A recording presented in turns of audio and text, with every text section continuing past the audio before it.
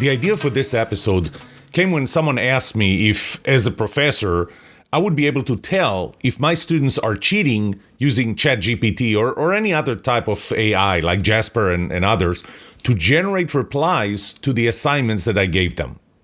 So I then launched a small LinkedIn poll collecting opinions, your opinions on the topic. I had a very hard time containing myself not to respond with my own positions because I didn't want to influence the replies and the votes. But who is better to answer this question than ChatGPT itself? So I opened up the ChatGPT window and I asked, should the GPT be allowed in the classroom? Here's what I got. As an AI language model, I do not have personal opinions or beliefs. That's already a great opening, which, by the way, when I asked questions like this before, I never got this answer. So I'm glad that they somehow added that I'm asking for an opinion and this is an AI language model, so it does not have personal opinions or beliefs. And it's something we should remember. The use of GPT or any other technology in the classroom is a decision that is best made by educators, administrators, and educational experts based on their own understanding of the educational needs and goals of their students. Some may find GPT useful for providing information, generating writing prompts, or assisting with research projects, while others may have concerns about the accuracy and impartiality of AI-generated information. Ultimately, the decision should be guided by what is in the best interest of the students and the educational institution. Okay, that's not telling us anything.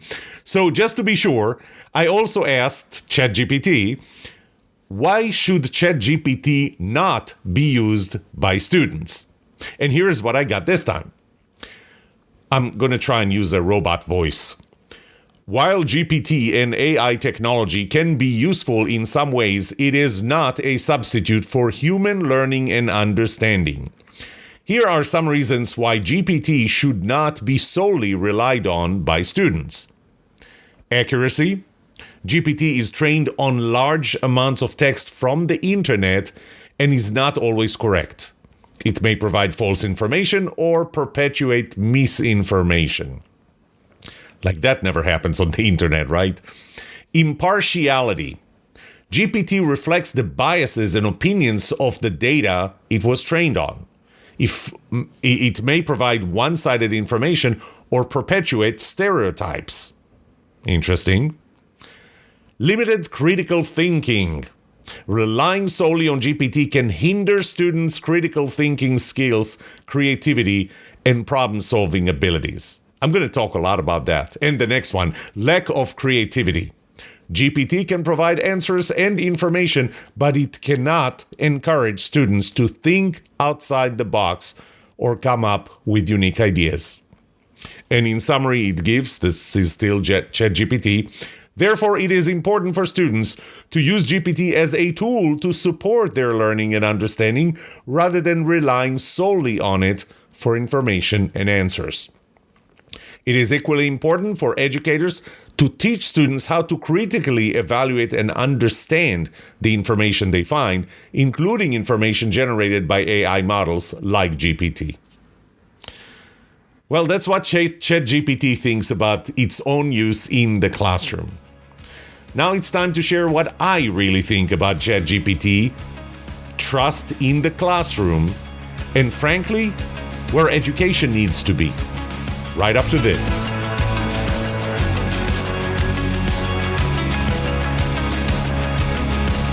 Welcome to The Trust Show. I'm Yoram Solomon, your host, the author of the Book of Trust, and facilitator of the Trust Habits Workshop. My mission is simple. I want to help you form habits that build your trustworthiness, because the answer to this question will have the biggest impact on your personal and professional success or failure. Can I trust you?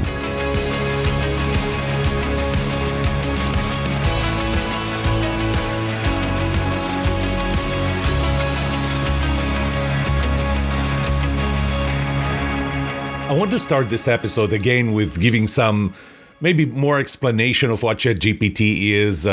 It's created by a company, an organization called OpenAI that has received, I believe, more than $10 billion from Intel to develop and support the development of their tool, which is it's really artificial intelligence language generation, and it goes to the internet to get information, and it can do some very cool things. If you listen to my podcast episode 2 weeks ago, so 2 episodes ago, you'll find a lot more there. But I have to give you an example. Shira, my younger daughter, is turning 22 next month. We're going to Disney World and to celebrate that and actually celebrate her. I think we're also celebrating her 21st birthday because we kind of missed it with COVID.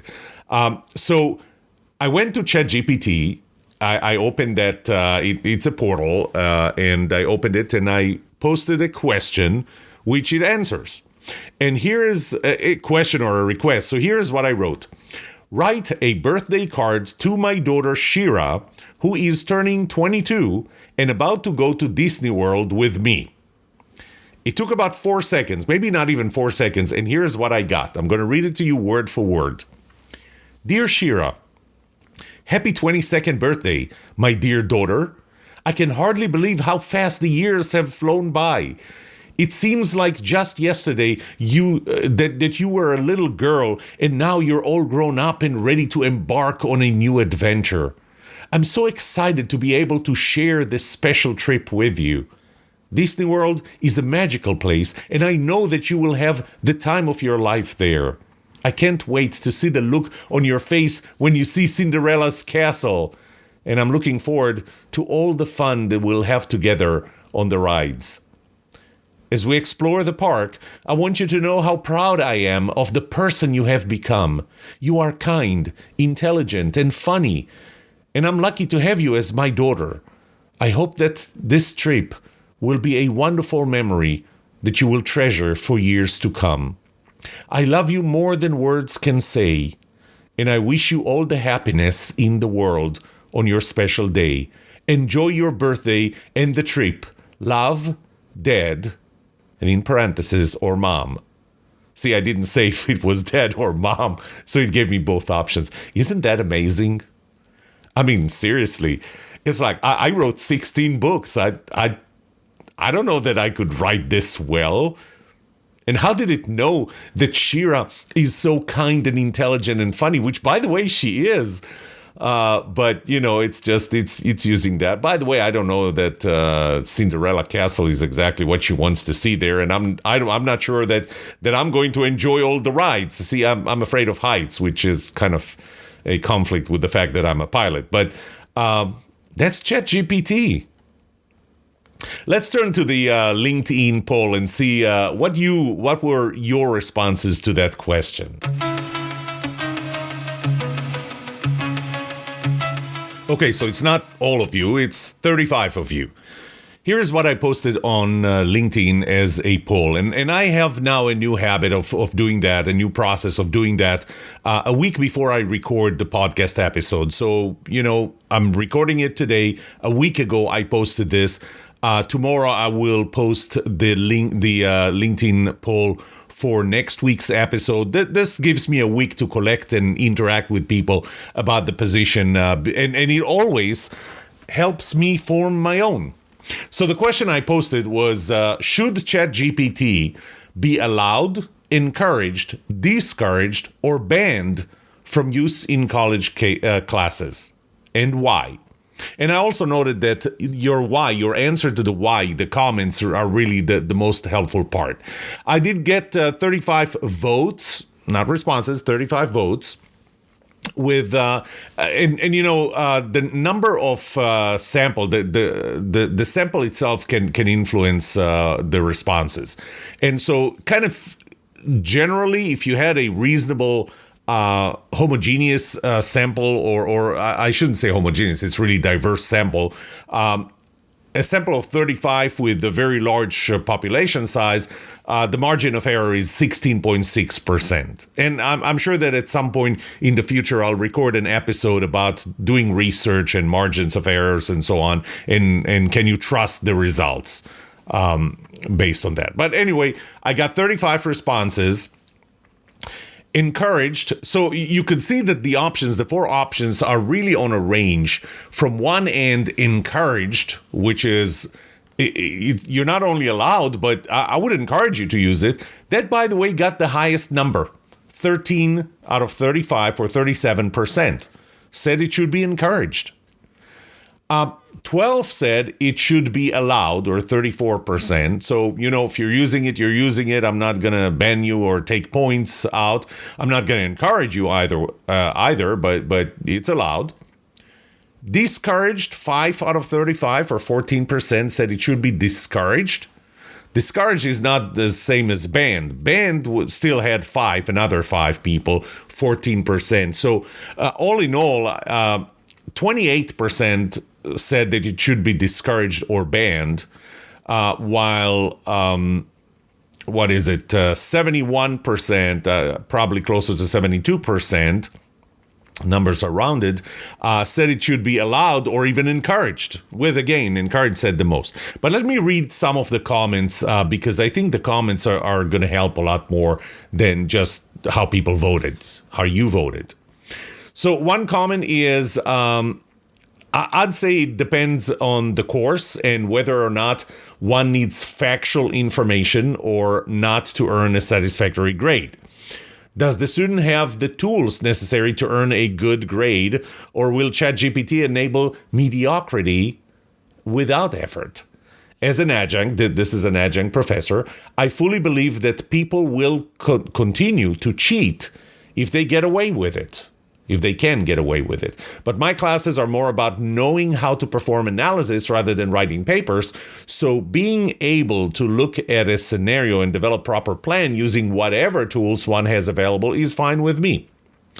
By the way, most of the people that responded, and I encouraged, were either professors or any other way associated with education. For the most part, college, because my focus was on college. So, I can summarize this with, it is what it is.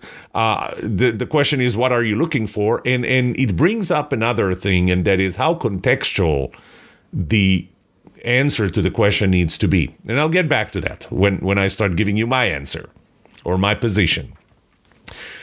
Another one, I've seen some pretty amazing things come out of this project. In fact, I was reading about a business plan that it put together and was spot on, and the end user pretty much used it as is to get a business plan, a business loan. I haven't heard that. I mean, that to me, that's amazing, but it's also kind of scary because you have to ask what part of it was true.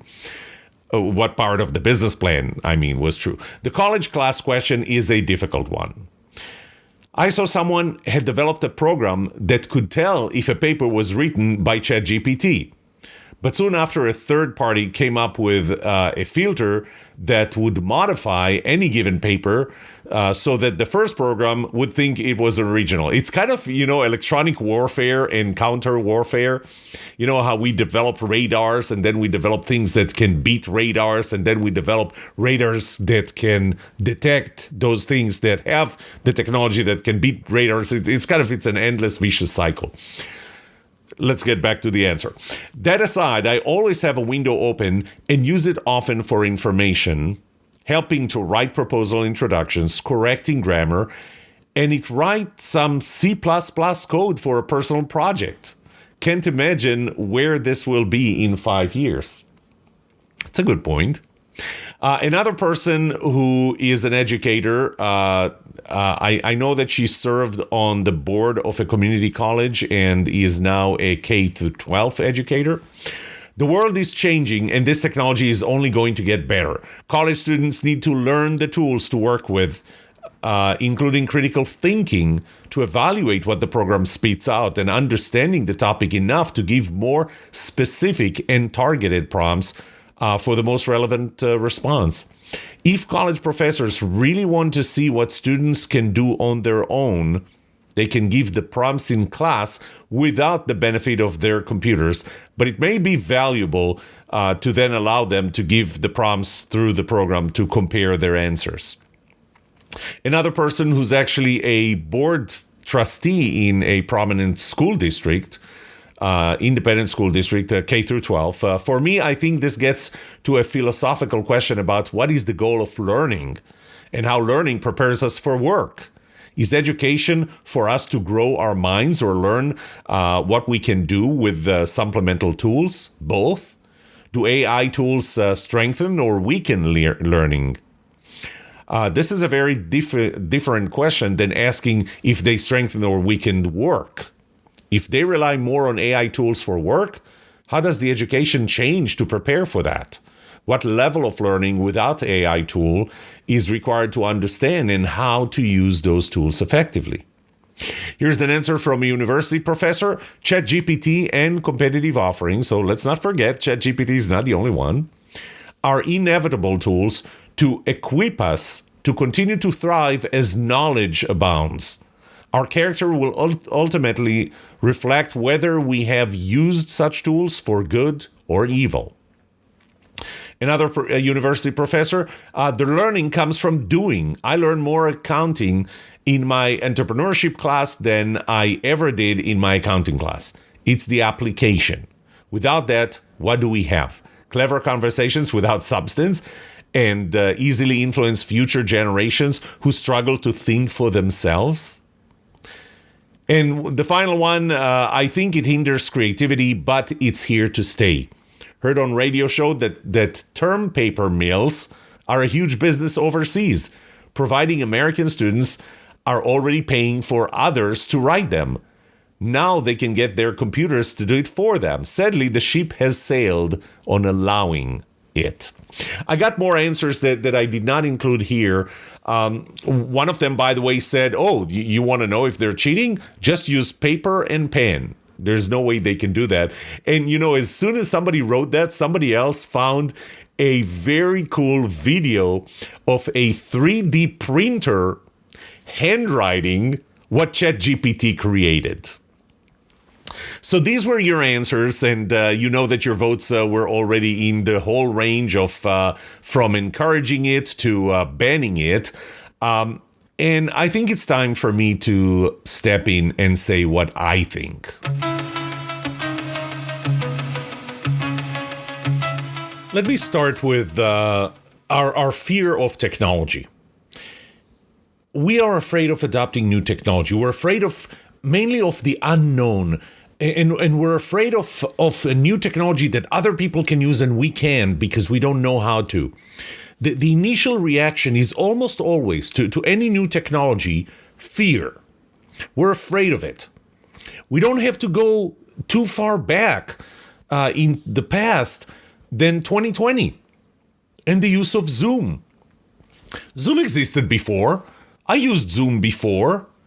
Heck, one of my first startup, actually my first startup company, developed a tool that allowed having voice conversations over the internet as opposed to over a telephone line. That was back in 1995. So this is long before everything that you know today. Internet was barely good enough, was actually not good enough even for voice, let alone video. Nobody thought about video. Now it's good for video.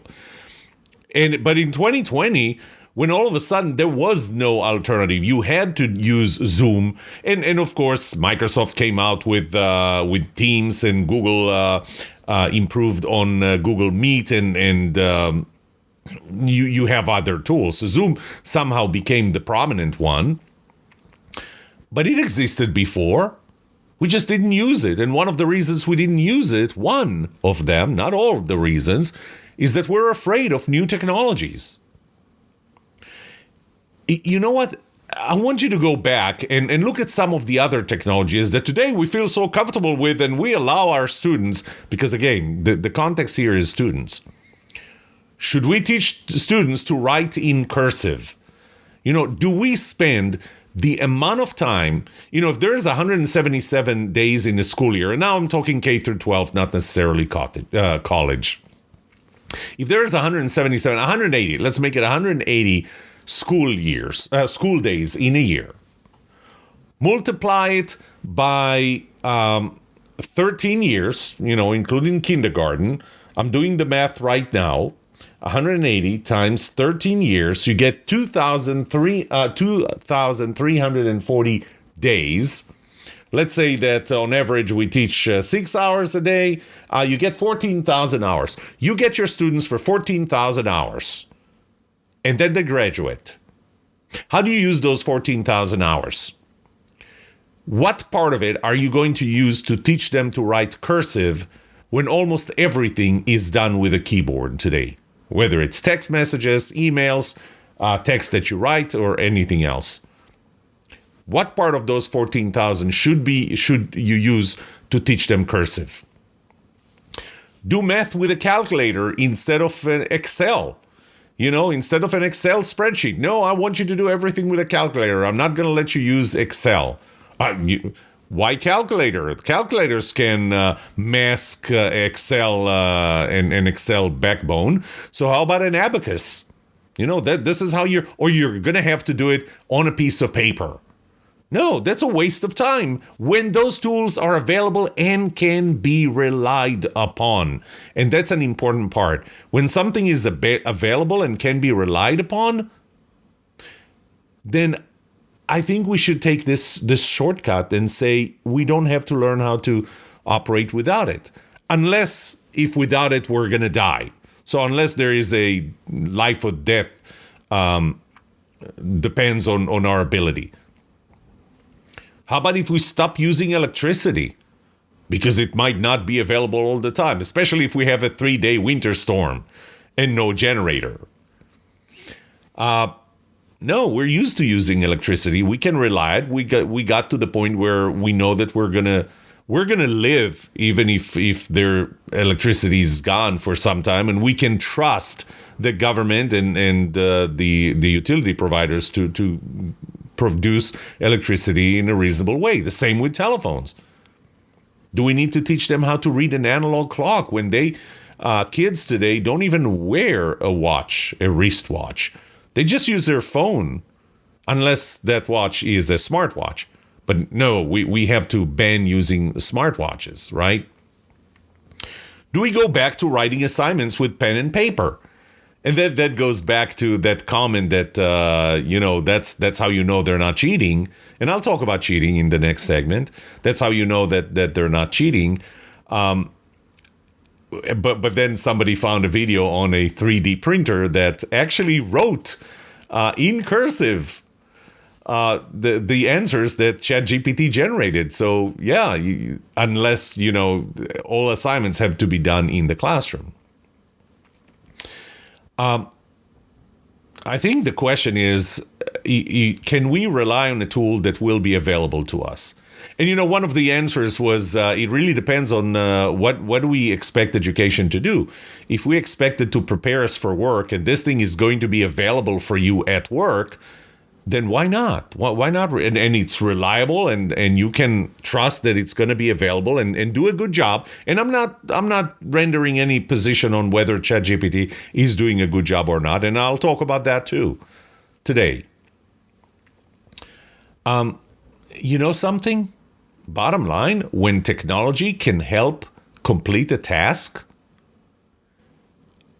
it frees us to do other tasks that we never got to before. We used to hunt for food. That would take, well, not necessarily me. It was long time ago. But we used to hunt for food. And that took most of the time to hunt for food. That was at the bottom of the Maslow's hierarchy of needs. We needed to eat. And now you can go to the supermarket, to the grocery store, or even order it online, and it saves you time.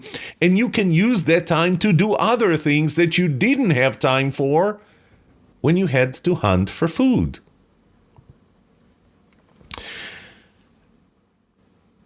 I talked about whether you trust it or not, whether you can trust it or not. We fear new technologies in general, and I use that in my workshops. That I give an example of take the in cars, the automatic shift, the automatic gear that I remember when it came out, at least when it came out to Israel, because that was like decades after it came out anywhere else, especially the US, you didn't know if you could trust it to, switch when needed, and sometimes it didn't. Then you had ABS and cruise control. Cruise control was scary. I mean, that thing would let you, how do you know that it will get out of accelerating or keeping speed when you need it to? The last year I was in Israel, my sister got a new electric car, and that car would merge in traffic and keep distance from the car in front of it, except it couldn't keep the distance to a level that I felt comfortable with.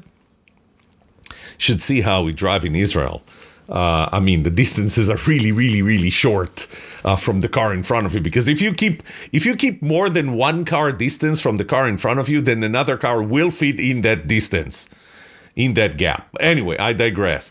So I tried to let the system keep me within a distance from the car in front of it. I couldn't. I'm telling you, I was there for 2 weeks and I couldn't. And she had me drive her car all the time, even when she was in the car. But I just couldn't. My foot was hovering over the brake, and more often than not, pressing the brake. How about self-driving cars altogether? There's going to be a point in time where we're just going to trust it. And really, the number one thing that's going to help us trust it is every time we have a drive, an experience, and there's no accident, that time and the intimacy of us actually being in the car as opposed to hearing about it increases our trust. That's part of my relative trust model. Positivity is accelerated by time and intimacy. So positive outcome of a new technology accelerated by the amount of time that we spend it, how frequently we spend it, and the fact that we do it ourselves, that's high intimacy, will cause us to trust it. But initially, when something comes out, we don't trust it. So it's a matter of positivity, time, and intimacy. And so don't feel bad that you don't trust a new technology. There is a reason. But over time and with positive experiences, first-hand experiences, you're going to trust them. There is something that I used in the past and still use today, especially when I teach about new technologies, called the Gartner Hype Cycle. So it comes out of the research firm Gartner. In the hype cycle, they describe it as the cycle that every technology goes through, assuming that it makes it all the way to the end, because some of them don't. It starts with a technology trigger, something that, whether it's possible to do it now, wasn't possible to do it before, but something triggers, or a need, or something, an accidental discovery that causes us to allow to trigger this new technology. So there is a new technology, and it starts at the trigger. It goes straight to the peak of inflated expectations. Okay, this can do anything, including curing cancer. Okay, doesn't matter that it has absolutely nothing to do with the medical field, but it can do anything. We overhype it, and we don't really ground ourselves in the reality of what it can be used for and what it can't. I'm going to say that that's where ChatGPT is today. It would be interesting to see actually at the Gartner Hype Cycle, what do they think about ChatGPT and where it is as a technology. Unfortunately, as much as I looked, I could not find anything that Gartner wrote about it or put that in the hype cycle. I mean, I found things that they wrote about it, explained it mostly, and said that it's going to be overhyped, but they didn't really put it yet in the hype cycle. So, you get to the peak of inflated expectations, and then you're starting to realize that a lot of the things that it was supposed to be able to do or was perceived as capable of doing, it's actually not capable of doing. And some of the major ones are, as it turns out, impossible. And then the technology goes down to the trough of disillusionment. This is where we're really disillusioned with the technology. Now, the only question now is it still good for some things? And if it is, it's going through an incline. They call it the slope of enlightenment. So this is when we're starting to realize that, but it's still, there's certain things that it can do. Obviously, the question is, are the big things it was hyped to do, it's not capable of, and is there any value in this technology, period? And I'm aware of quite a few technologies that eventually just died because there was no value enough in the existence of that technology. Because remember, bottom line is that people buy stuff because their perceived value is higher than the perceived price, and they keep on buying it if the real value is higher than the real price. And some technologies just die there. But eventually a technology reaches the plateau of productivity, which is really what it can do, and it's going to do well, and it's going to continue and do that. So that's another aspect I want you to keep in mind, the Gartner hype cycle of where the technology is. And my guess is that ChatGPT right now is at the peak of inflated expectations. Neil Patel is one of my social media gurus and SEO, and I read a lot of his stuff. I have some of the tools I purchased from his organization, and he is big on content strategy and content creation. And I get a lot of messages from people who are telling me to use ChatGPT to generate a lot of content. And it was very refreshing to see what Neil Patel in one of his emails that I got from him pretty recently said. And it's not just an email to me, it's his position to all of his followers. He wrote, "And while I definitely want you to embrace AI in your content strategy, it fails to replicate the human emotion component that's essential for marketing." And I think we recognize today, and I think that even LinkedIn has made some changes to their algorithm in where they want to see the real you. They want to see authenticity. And when you look at the ChatGPT answer, it's not very authentic. And, I'm pretty sure that even if you wrote to make it authentic, it might make it sound authentic, but it's not you. By the way, I use a tool that's called Grammarly. I'm sure some of you use tools like Grammarly for whatever purposes. I use it when I write everything, including the articles. And Grammarly is kind of an AI, artificial intelligence engine that checks grammar, really. The full subscription that I have checks a lot more than just the basic grammar that even Microsoft Word can check today. So just so that you know, I took the text that I got from ChatGPT. Grammarly was not overly impressed with it. So I need to actually fix a few things if I need to, if I really want to use this as an article.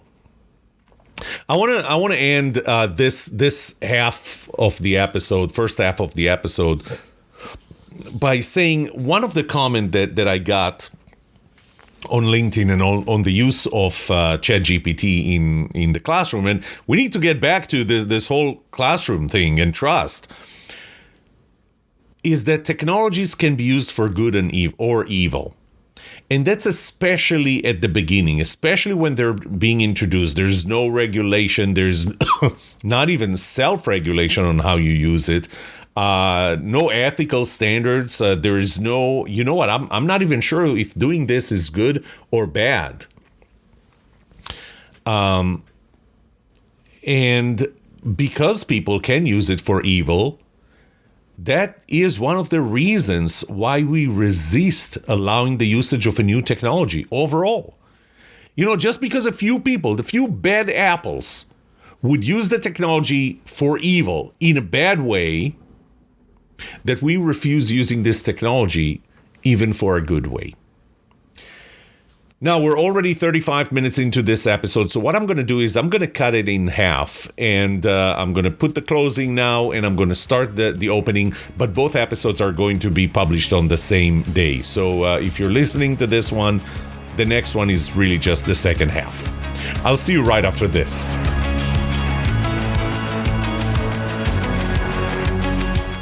What would you like to know about trust and trustworthiness? Let me know and I'll answer it in a future episode. I would love to hear from you. Email me at yoram@thetrustshow.com. If you like this episode, subscribe to the show so you will automatically get notified when I release a new episode. Rate it. Write a review for this podcast because those ratings help not only you, but also others looking for podcasts just like this. If you're looking for more resources to learn about how to build trust, be trusted, or know who to trust, look up my workshops, online courses, books, or go to my website, trusthabits.com. And remember that the answer to these two questions will have the biggest impact on your personal and professional success or failure. Can I trust you, and can you trust me? Thank you for listening or watching The Trust Show.